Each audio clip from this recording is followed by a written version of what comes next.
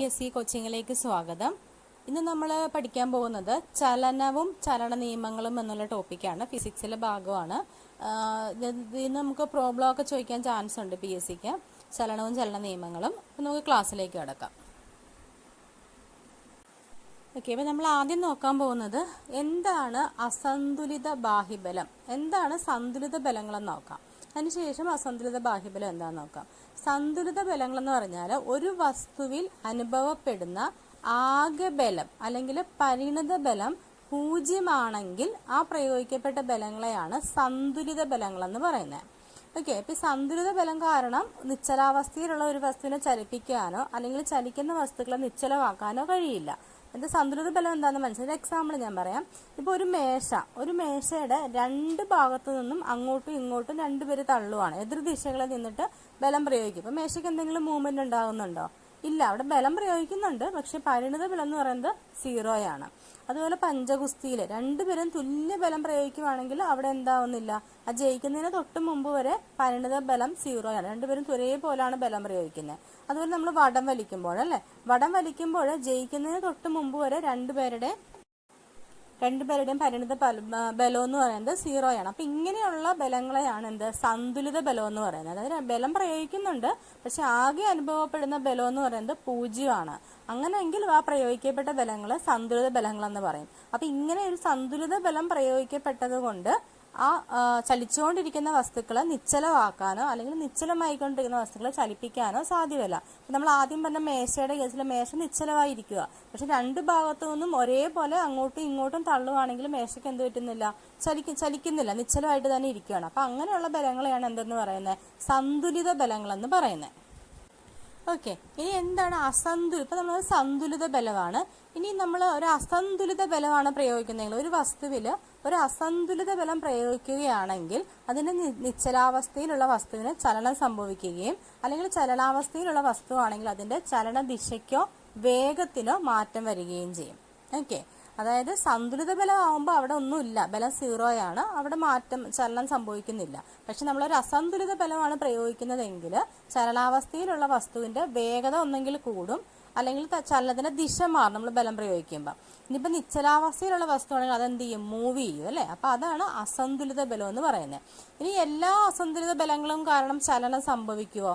ഇല്ല. അതെന്ന് വെച്ചാൽ നേർരേഖ ചലിച്ചുകൊണ്ടിരിക്കുന്ന ഒരു വസ്തു നേർരേഖയിൽ സമചലനത്തിലാണ് പോകുന്നതെങ്കിൽ അവിടെ അസന്തുലിത ബലത്തിന്റെ എന്താണ് ആവശ്യമില്ല. ഓക്കെ, ഒന്നുകൂടെ പറയാം. അതായത് ചലിച്ചുകൊണ്ടിരിക്കുന്ന ഒരു വസ്തുവിന് നേർരേഖ സമചലനത്തിൽ തുടരുന്നതിന് അസന്തുലിതമായ ബാഹ്യബലം ആവശ്യമില്ല. അപ്പൊ 3 കാര്യങ്ങളാണ് നമ്മൾ പറഞ്ഞത്. എന്താണ് സന്തുലിത ബലം? സന്തുലിത ബലം എന്ന് വെച്ചാൽ വേറെ ഒന്നുമില്ല, ഒരു വസ്തുവിൽ അനുഭവപ്പെടുന്ന ആകെ ബലം 0 ആണെങ്കിൽ അതിനെയാണ് സന്തുലിത ബലം എന്ന് പറയുന്നത്. അവിടെ ഒന്നും സംഭവിക്കുന്നില്ല. ചലിക്കുന്ന വസ്തു നിശ്ചലാവസ്ഥയിലാവുന്നില്ല, നിശ്ചലാവസ്ഥയിലുള്ള വസ്തു ചലിക്കുന്നുമില്ല. ഇനി എന്താണ് അസന്തുലിത ബലം? അസന്തുലിത ബലമാണ് നമ്മൾ പ്രയോഗിക്കുന്നതെങ്കിൽ ചലിച്ചുകൊണ്ടിരിക്കുന്ന വസ്തുക്കളുടെ ദിശയ്ക്ക് മാറ്റം ഉണ്ടാകാം അല്ലെങ്കിൽ വേഗത്തിന് മാറ്റം ഉണ്ടാവാം. നിശ്ചലാവസ്ഥയിലുള്ള ഒരു വസ്തുവിൽ നമ്മൾ അസന്തുലിത ബലം പ്രയോഗിക്കുന്നതെങ്കിൽ അവ എന്ത് ചെയ്യും, ചലിക്കും. ഓക്കെ, ഇനി എല്ലാ അസന്തുലിത ബലങ്ങളും ചലിക്കുമോ എന്ന് നമ്മൾ ചോദിക്കുന്നത്. അങ്ങനെ ചലിക്കില്ല. നേർരേഖയിൽ സഞ്ചരിച്ചുകൊണ്ടിരിക്കുന്ന ഒരു വസ്തുവിനാണെങ്കിൽ, സമചലനത്തെ തുടരുന്ന വസ്തുവിലാണെങ്കിൽ അസന്തുലിത ബാഹ്യബലത്തിന്റെ എന്താണ് ആവശ്യമില്ല. ഇത്തരം 3 പോയിന്റാണ് നമ്മൾ പറഞ്ഞത്. ഇനി ഇതിനെക്കുറിച്ചൊക്കെ പഠനം നടത്തിയ ഒരു ശാസ്ത്രജ്ഞനാണ് ആര്? ഗലീലിയോ ഗലീലി അല്ലെ. അദ്ദേഹത്തെ കുറിച്ച് നമുക്ക് നോക്കാം. ചോദിക്കാറുള്ളതാണ് അദ്ദേഹത്തെ കുറിച്ച്. ഗലീലിയോ എന്ന് വെച്ചാൽ ആരായിരുന്നു? ഭൗതിക ശാസ്ത്രത്തിൽ വളരെയധികം സംഭാവനകൾ നൽകിയ ഒരു ശാസ്ത്രജ്ഞനാണ്. അതുപോലെ തന്നെ ഗണിതത്തിലും പ്രകൃതിശാസ്ത്രത്തിലൊക്കെ അദ്ദേഹത്തിന് അതീവ താല്പര്യം ഉണ്ടായിരുന്നു. അപ്പൊ അദ്ദേഹത്തിന്റെ ആദ്യത്തെ പുസ്തകമാണ് ദ ലിറ്റിൽ ബാലൻസ്. ഓക്കെ, ഏതാണ്? The little balance. അതിനകത്ത് അതുപോലെ തന്നെ അദ്ദേഹം സമത്വരണത്തിലുള്ള വസ്തുക്കളെ സഞ്ചരിക്കുന്ന ദൂരം സമയത്തിന്റെ വർഗത്തിന് നേരനുപാതത്തിലാണ് അദ്ദേഹം കണ്ടെത്തി. എന്താണ് പറഞ്ഞത്? സമത്വരണത്തിൽ സഞ്ചരിക്കുന്ന വസ്തുക്കൾ സഞ്ചരിക്കുന്ന ദൂരം സമയത്തിന്റെ വർഗത്തിന് നേരനുപാതത്തിലാണ് അദ്ദേഹം കണ്ടെത്തി. പിന്നെ അദ്ദേഹം നിർമ്മിച്ച ദൂരദർശിനി അന്ന് നിലവിലുള്ളതിനേക്കാൾ അനേകം മടങ്ങ് ശേഷിയുള്ളതാണ്. ദൂരദർശിനി ഉപയോഗിച്ചിട്ട് വ്യാഴത്തിന്റെ ഉപഗ്രഹങ്ങളെയൊക്കെ കണ്ടെത്തി അല്ലെ. അതൊക്കെ ആരാണ്? ഗലീലിയോ ഗലീലിയാണ്. അദ്ദേഹത്തിന്റെ വേറെ 2 ബുക്കുകളാണ് സ്റ്റാറി മെസ്സഞ്ചർ. എന്താണ്? സ്റ്റാറി മെസ്സഞ്ചറും discourse on floating bodies. Discourse on floating bodies, പിന്നെ ലെറ്റേഴ്സ് ഓൺ സൺസ്പോട്ട്. ഈ പുസ്തകങ്ങളും ആരുടെ തന്നെയാണ്? ഗലീലിയോടെയാണ്. അതൊന്ന് ഓർത്തിരിക്കുക കേട്ടോ, ചിലപ്പോൾ ചോദിക്കാൻ ചാൻസ് ഉണ്ട്. താഴെ തന്നിരിക്കുന്നവയിൽ ഗലീലിയോയുടെ പുസ്തകങ്ങൾ ഉൾപ്പെടാത്തത് ഏതൊക്കെയാണ്? അപ്പോൾ ഏതൊക്കെയാണ്? The little balance, starry messenger, discourse on floating bodies, letters on sunspots. അത്രയാണ് അദ്ദേഹത്തിന്റെ പുസ്തകങ്ങൾ. അതൊന്ന് നോട്ട് ചെയ്ത് വെച്ച് പഠിക്കൂ കേട്ടോ. ഇനി അടുത്ത് നമ്മൾ നോക്കാൻ പോകുന്നത് ചലന നിയമങ്ങളെ പറ്റിയാണ്. അതിൽ ആദ്യത്തേതാണ് ന്യൂട്ടന്റെ ഒന്നാം ചലന നിയമം. ഇപ്പൊ നമ്മൾ പറഞ്ഞ എന്താണ്? അസന്തുലിതമായ ഒരു ബാഹ്യബലം ഉണ്ടെങ്കിൽ മാത്രമേ ഒരു ചലനാവസ്ഥയിലോ നിശ്ചലാവസ്ഥയിലോ ഉള്ള വസ്തുവിന്റെ അവസ്ഥയ്ക്ക് മാറ്റം വരുള്ളൂ എന്ന് പറഞ്ഞല്ലേ. അപ്പൊ നമ്മൾ അങ്ങനെ ഒരു ബലം പ്രയോഗിച്ചില്ലെങ്കിലോ? അതായത് അസന്തുലിതമായ ബാഹ്യബലം പ്രയോഗിക്കാത്തിടത്തോളം കാലം ഓരോ വസ്തുവും അതിന്റെ നിശ്ചലനാവസ്ഥയിലോ അല്ലെങ്കിൽ നേർരേഖ സമചലനത്തിലോ തുടരുന്നതാണ്. ഇതാണ് ഒന്നാം ചലന നിയമം പറയുന്നത്. ഇപ്പൊ നമ്മൾ പറഞ്ഞു, ഒരു അസന്തുലിത ബാഹ്യബലം പ്രയോഗിക്കുമ്പോഴാണ് ചലനാവസ്ഥയിലുള്ള വസ്തുവിന്റെ ചലനദിശയ്ക്കോ വേഗത്തിനോ മാറ്റം വരുന്നത്. അല്ലാന്നുണ്ടെങ്കിൽ നിശ്ചലനാവസ്ഥയിലുള്ള ഒരു വസ്തു ചലനത്തിലേക്ക് മാറുന്നത്. അപ്പൊ അങ്ങനെ ഒരു ബലം പ്രയോഗിച്ചില്ല എങ്കിൽ, അസന്തുലിതമായ ബാഹ്യബലം പ്രയോഗിക്കാതിരിക്കുകയാണെങ്കിൽ ആ വസ്തു അതിന്റെ നിശ്ചലനാവസ്ഥയിലോ അല്ലെങ്കിൽ നേർരേഖ സമചലനത്തിലോ തുടരും. അതാണ് എന്ത് പറയുന്നത്? ന്യൂട്ടന്റെ ഒന്നാം ചലന നിയമം പറയുന്നത്. ഇനി ഇതുമായിട്ട് ബന്ധപ്പെട്ട ഒരു പോയിന്റ് ആണ് ജഡത്വം. എന്താണ് ജഡത്വം? അതായത് ഒരു വസ്തുവിന് സ്വയം അതിന്റെ ചലനാവസ്ഥയ്ക്കോ നിശ്ചലനാവസ്ഥയ്ക്കോ മാറ്റം വരുത്താനുള്ള കഴിവില്ലായ്മയാണ് ജഡത്വം എന്ന് പറയുന്നത്. ഇപ്പൊ ഓടിക്കൊണ്ടിരിക്കുന്ന ഒരു ബസ്, അതിന് സ്വയം നിർത്താൻ പറ്റില്ല അല്ലെ. അപ്പൊ സ്വയം അതിന്റെ ചലനാവസ്ഥ നിർത്താൻ പറ്റാത്തതിലുള്ള ഒരു വസ്തുവിന്റെ കഴിവില്ലായ്മേനെയാണ് ജഡത്വം എന്ന് പറയുന്നത്. അപ്പൊ ജഡത്വം രണ്ട് തരത്തിലുണ്ട്. ചലന ജഡത്വം ഉണ്ട്, നിശ്ചല ജഡത്വം ഉണ്ട്. അതിന് എന്താന്ന് നോക്കാം. നിശ്ചല ജഡത്വം, അതായത് നിശ്ചലാവസ്ഥയിലുള്ള ഒരു വസ്തുവിന് അതിന്റെ നിശ്ചലാവസ്ഥയിൽ തന്നെ തുടരാനുള്ള ഒരു പ്രവണതയാണ് അല്ലെ. ആ പ്രവണതയാണ് എന്ത് പറയുന്നത്?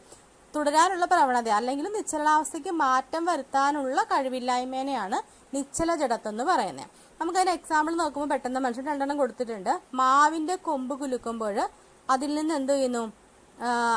അതിന് ചലിക്കാൻ തുടങ്ങുന്ന അവസാന തരി മാങ്ങ അടർന്നു വീഴുന്നു. മാവിന്റെ കൊമ്പ് കുലുക്കുമ്പോൾ അത് എപ്പോഴാണോ ചലിക്കാൻ തുടങ്ങുന്നത് അപ്പൊ എന്ത് പറ്റുന്നു? ആ ചലിക്കാൻ തുടങ്ങുന്ന അവസരത്തിൽ മാങ്ങ അടർന്നു വീഴുന്നു. അതെന്തിനാ എക്സാമ്പിളാ? നിശ്ചല ജഡത്വത്തിന് എക്സാമ്പിൾ. അത് മാങ്ങയ്ക്ക് നിശ്ചലമായി തന്നെ നിൽക്കാനാണ് താല്പര്യം. അപ്പൊ നമ്മൾ കമ്പ് കുലുക്കുമ്പോഴാണ് മാവ് അനങ്ങുന്നത്, അന്നേരമാണ് മാങ്ങ അടർന്നു വീഴുന്നത്. അതൊരു നിശ്ചല ജഡത്വത്തിന് എക്സാമ്പിൾ ആണ്. ഇനി ചലന ജഡത്തിന് എക്സാമ്പിൾ ആണ്. ഇപ്പൊ ഓടിക്കൊണ്ടിരിക്കുന്ന അത്ലറ്റ് ഇല്ലേ, ആ ഫിനിഷിങ് ചെയ്ത് കഴിഞ്ഞാലും പിന്നെ എന്ത് ചെയ്യും? കുറച്ചും കൂടെ അങ്ങോട്ട് ഓടുന്നു അല്ലേ. അപ്പൊ അവര് ചലിച്ചോണ്ടിരിക്കുവായിരുന്നു. അപ്പൊ അവർക്ക് പെട്ടെന്ന് അവർക്ക് ആ ചലനം നിർത്താൻ പറ്റുന്നില്ല. അതാണ് ചലന ജഡത്വം. വേറൊരു എക്സാമ്പിൾ നമ്മൾ ഫാൻ കറങ്ങുന്നത്. ഫാൻ കറങ്ങിക്കഴിഞ്ഞാലും ഇപ്പൊ കറങ്ങിക്കൊണ്ടിരിക്കുന്ന ഫാൻ നമ്മൾ സ്വിച്ച് ഓഫ് ചെയ്ത് കഴിഞ്ഞാലും പിന്നെയും കുറച്ചു നേരം കൂടി കറങ്ങും അല്ലെ. അതെന്താണ്? അതും ചലന ജഡത്വത്തിന് എക്സാമ്പിൾ ആണ്. അപ്പൊ ചലിച്ചുകൊണ്ടിരിക്കുന്ന ഒരു വസ്തുവിന് ആ ഒരു അവസ്ഥയിൽ തന്നെ തുടരുന്നു അല്ലെങ്കിൽ അതിന് പെട്ടെന്ന് അത് നിർത്താനുള്ള ഒരു കഴിവില്ലായ്മ, അതിനെയാണ് ജഡത്വം എന്ന് പറയുന്നത്. അപ്പൊ രണ്ട് തരത്തിലുള്ള ജഡത്വം ഉണ്ട്, ചലന ജഡത്വവും നിശ്ചല ജഡത്വവും. ഇനി ഒരു മാസിനനുസരിച്ച്, അതായത് ഒരു വസ്തുവിന്റെ ഭാരം കൂടുമ്പോൾ അതിന്റെ ജഡത്വം എങ്ങനെ ആയിരിക്കും? കൂടുതലായിരിക്കും. അങ്ങനെ ഓർത്ത് വെച്ചാൽ മതി. ഭാരം കൂടുന്നതിനനുസരിച്ച് വസ്തുവിന്റെ ജഡത്വവും കൂടുന്നു. ഇത് എപ്പോഴും ചോദിക്കാനുള്ളതാണ് PSC ചലന ജഡത്വമായിട്ട് ബന്ധപ്പെട്ട്. ഇപ്പൊ ഓടിക്കൊണ്ടിരിക്കുന്ന ഒരു ബസ് പെട്ടെന്ന് നിർത്തുവാണ് അല്ലെ. നിർത്തുമ്പോൾ എന്ത് ചെയ്യുന്നു? അതിന്റെ യാത്രക്കാര് മുന്നോട്ട് വീഴുന്ന ഒരു പ്രവണത കാണിക്കുന്നത്. അത് എന്തിന് എക്സാമ്പിൾ ആണ്? അത് ചലന ജഡത്വമാണ്. അപ്പൊ ചലിച്ചുകൊണ്ടിരിക്കുമ്പോൾ അവർക്ക് ചലിച്ചുകൊണ്ട് തന്നെ ഇരിക്കാനാണ് തോന്നുന്നത്. അപ്പൊ അതുകൊണ്ടാണ് ആൾക്കാർ മുന്നോട്ട് നീങ്ങുന്നത്. അതുപോലെ തന്നെ നിർത്തിയിട്ടിരിക്കുന്ന ഒരു ബസ് പെട്ടെന്ന് മുന്നോട്ട് എടുക്കുമ്പോൾ ആൾക്കാർ പുറകോട്ട് വീഴുന്നതായിട്ട് കാണുന്നുണ്ട് അല്ലെ. അതെന്തിന് എക്സാമ്പിളാ? അത് നിശ്ചല ജഡത്വമാണ്. അപ്പൊ ആൾക്കാർക്ക് അവിടെ തന്നെ ഇരിക്കാനാണ് ഒരു ടെൻഡൻസി ഉള്ളത്. അപ്പൊ പെട്ടെന്ന് മൂവ് ചെയ്യുമ്പോഴത്തേന് അവരെന്ത് ചെയ്യും? പുറകോട്ട് ആഞ്ഞു പോകുന്നു. അപ്പൊ അത് നിശ്ചല ജഡത്വത്തിന് എക്സാമ്പിൾ ആണ്. അപ്പൊ ഇങ്ങനത്തെ ഒക്കെ ചോദിക്കാറുള്ളതാണ്. അതൊന്ന് എക്സാമ്പിൾ നോട്ട് ചെയ്യുക കേട്ടോ. ഇനി അടുത്തതാണ് ആക്കം. എന്താണ് ആക്കം എന്ന് പറഞ്ഞാല്? ചലിച്ചുകൊണ്ടിരിക്കുന്ന ഒരു വസ്തുക്കളുടെ ഒരു സവിശേഷ ഗുണമാണ് ആക്കം എന്ന് പറയുന്നത്. ഒരു വസ്തുവിന്റെ ആക്കം എന്ന് പറഞ്ഞാൽ അതിന്റെ മാസിന്റെയും പ്രവേഗത്തിന്റെയും ഗുണനഫലമാണ്. അതായത് മാസ് ഇൻറ്റു പ്രവേഗം, അതാണ് ആക്കം എന്ന് പറയുന്നത്. ആക്കം ഈക്വൽ ടു മാസ്, ആ വസ്തുവിന്റെ മാസ് ഇൻറ്റു പ്രവേഗം, അതാണ് ആക്കം. അതനുസരിച്ചാണ് നമ്മൾ ഇനി അടുത്ത രണ്ടാമത്തെ ലോ പറയുന്നത്. അതുകൊണ്ടാണ് ആക്കം എന്താന്ന് പറഞ്ഞത്. രണ്ടാമത്തെ ലോ എന്താ പറയുന്നതെന്ന് വെച്ചാൽ ഒരു വസ്തുവിനുണ്ടാകുന്ന ആക്ക വ്യത്യാസത്തിന്റെ നിരക്ക് ആ വസ്തുവിൽ പ്രയോഗിക്കപ്പെടുന്ന അസന്തുലിത ബാഹ്യബലത്തിന് നേർ അനുപാതത്തിലായിരിക്കും. എന്താ പറഞ്ഞേ? ഇപ്പം നമ്മൾ ആക്കെന്ന് പറഞ്ഞാൽ എന്താണെന്ന് മനസ്സിലായല്ലോ, മാസ് ഇൻറ്റു പ്രവേഗമാണ്. അപ്പോൾ ആ ആക്കവ്യത്യാസത്തിന്റെ നിരക്ക് എന്തിനു തുല്യമായിരിക്കും എന്നാ പറയുന്നത്? നമ്മൾ പ്രയോഗിക്കപ്പെടുന്ന ബാഹ്യബലത്തിന് നേർ അനുപാതത്തിലായിരിക്കും. അതിൽ നിന്നാണ് ഇക്വേഷൻ ഡിറൈവ് ചെയ്യുന്ന നോക്കുക. അതായത് എഫ് ആണ് ഫോഴ്സ്. എഫ് എന്ന് പറഞ്ഞാൽ ആക്കവ്യത്യാസത്തിന്റെ നിരക്ക്, അതാണ് M V minus U, M divided by T. അതിന് നേർ അനുപാതത്തിലാണ്. അപ്പൊ നേർ അനുപാതത്തിലാകുമ്പോൾ F directly proportional to M A. Okay, അതാണ്. അപ്പൊ ഈ F directly proportional to M A എന്നുള്ള ആ ഒരു സമവാക്യം ഇതിൽ നിന്നാണ് വരുന്നത്. അതൊന്ന് ഓർത്ത് വെച്ചാൽ മതി. ഞാൻ കോളത്തിൽ കൊടുത്തേക്കുന്നത് എന്താണ് ഒരു ന്യൂട്ടൺ എന്ന് പറയുന്നത്? ഒരു ന്യൂട്ടൺ എന്ന് വെച്ചാൽ 1 കിലോഗ്രാം മാസ് ഉള്ള വസ്തുവിന് 1 മീറ്റർ പെർ സെക്കൻഡ് സ്ക്വയർ ത്വരണമുണ്ടാകാൻ ആവശ്യമായ ബലത്തിനെയാണ് ഒരു ന്യൂട്ടൺ എന്ന് പറയുന്നത്. ഒരു ന്യൂട്ടൺ എന്ന് പറഞ്ഞാൽ 1 കിലോഗ്രാം മാസുള്ള വസ്തുവിന് 1 മീറ്റർ പെർ സെക്കൻഡ് സ്ക്വയർ ത്വരണമുണ്ടാകാൻ ആവശ്യമായ ബലമാണ് ഒരു ന്യൂട്ടൺ എന്ന് പറയുന്നത്. അപ്പോൾ ആക്കം എന്താണെന്ന് മനസ്സിലായി. രണ്ടാം ചലന നിയമം അതുമായിട്ട് ബന്ധപ്പെട്ടാണ്. അതായത് ആക്കവ്യത്യാസത്തിന്റെ നിരക്ക് ബാഹ്യബലത്തിന് നേർ അനുപാതത്തിലായിരിക്കും. അതാണ് ന്യൂട്ടന്റെ രണ്ടാം ചലന നിയമം പറയുന്നത്. F directly proportional to M A, അല്ലെങ്കിൽ F is equal to M A എന്ന് പറഞ്ഞാൽ ഒരു കോൺസ്റ്റന്റ് ആയിരിക്കും. അതാണ് രണ്ടാം ചലന നിയമം. ഇനി അടുത്ത് നമ്മൾ നോക്കാൻ പോകുന്നത് ആവേഗം അല്ലെങ്കിൽ ഇമ്പൾസ്. എന്താണ് ആവേഗം എന്ന് പറഞ്ഞാൽ ഒരു ചെറിയ സമയത്തേക്ക് പ്രയോഗിക്കപ്പെടുന്ന വലിയ ബലമാണ് ആവേഗ ബലം എന്ന് പറയുന്നത്. ചെറിയ സമയത്തേക്ക് പ്രയോഗിക്കപ്പെടുന്ന വലിയ ബലം അത് കണ്ടുപിടിക്കുന്നത് ആവേഗം എന്ന് പറഞ്ഞാൽ ബലം ഇൻറ്റു സമയമാണ്. ബലത്തിനെ സമയം കൊണ്ട് ഗുണിക്കുമ്പോഴാണ് ആവേഗം കിട്ടുന്നത്. ഇതിന് ചോദിക്കുന്നത് എക്സാമ്പിൾ ആയിരിക്കും ചോദിക്കാറുള്ളത്. ഇപ്പം നമ്മൾ ക്രിക്കറ്റ് ബോൾ പിടിക്കുമ്പോൾ കൈ പുറകോട്ട് വലിക്കത്തില്ലേ? അതെന്താണ്? ബോളും കൈയും സമ്പർക്കത്തിൽ വരുന്ന സമയം കൂട്ടാൻ വേണ്ടിയിട്ടാണ്. അതൊരു ആവേഗ ബലത്തിന് എക്സാമ്പിൾ ആണ്. അതുപോലെ പോൾ വാൾട്ട് ചാടുമ്പോൾ എന്ത് ചെയ്യുന്നു? ഫോം ബോർഡിൽ വീഴുന്നത് മൂലം ആഘാതം കുറയുന്നു. അതുപോലെ തന്നെ ഗ്ലാസ് പാത്രങ്ങൾ നമ്മൾ അടുക്കി വെച്ച പാക്കറ്റുകളിൽ സ്പോഞ്ച് അല്ലെങ്കിൽ വൈക്കോലൊക്കെ നിറയ്ക്കാറുണ്ട്. അതെന്താ? പാത്രങ്ങൾ കൂട്ടിമുട്ടി പൊട്ടുന്നത് ഒഴിവാക്കാനായിട്ടാണ്. അതുപോലെ തന്നെ വേഗത്തിൽ ചില അഭ്യാസികൾ ഇഷ്ടികകൾ ഇങ്ങനെ പൊട്ടിക്കാറുണ്ടല്ലോ. അതൊക്കെ എന്താണ്? അതൊക്കെ ഈ ഒരു ആവേഗ ബലത്തിന് എക്സാമ്പിൾ ആണ്. ഓക്കെ, അപ്പൊ എന്താണ് ആവേഗബലം എന്ന് വെച്ചാൽ ചെറിയ സമയത്തേക്ക് പ്രയോഗിക്കപ്പെടുന്ന വലിയ ബലമാണ് ആവേഗബലം. അതെന്ന് വെച്ചാൽ ബലത്തിന്റെയും സമയത്തിന്റെയും കൂടെ മൾട്ടിപ്ലൈ ചെയ്യുമ്പോഴാണ് ആവേഗബലം കിട്ടുന്നത്. അതിനുള്ള എക്സാമ്പിൾ ഓർത്തിരിക്കുക. ഇനിയും നമ്മൾ പറഞ്ഞ ആക്കം എന്താന്ന് പറഞ്ഞാൽ ആക്ക വ്യത്യാസം സ്ഥിരമായിരുന്നാൽ ഒരു വസ്തുവിൽ അനുഭവപ്പെടുന്ന ബലം എന്ന് പറയുന്നത് അത് പ്രയോഗിക്കാനെടുത്ത സമയത്തിന് വിപരീത അനുപാതം. ജസ്റ്റ് ഒന്ന് ഓർത്ത് വെച്ചാൽ മതി. എക്സാമ്പിൾ ഓർത്ത് വയ്ക്കുക. എക്സാമ്പിൾ ആയിരിക്കും ചോദിക്കുന്നത്. ഇമ്പൾസിന്റെ എക്സാമ്പിൾ അതായിരിക്കും ചോദിക്കുന്നത്. നമ്മൾ അടുത്ത് നോക്കാൻ പോകുന്ന ന്യൂട്ടന്റെ മൂന്നാം ചലന നിയമം.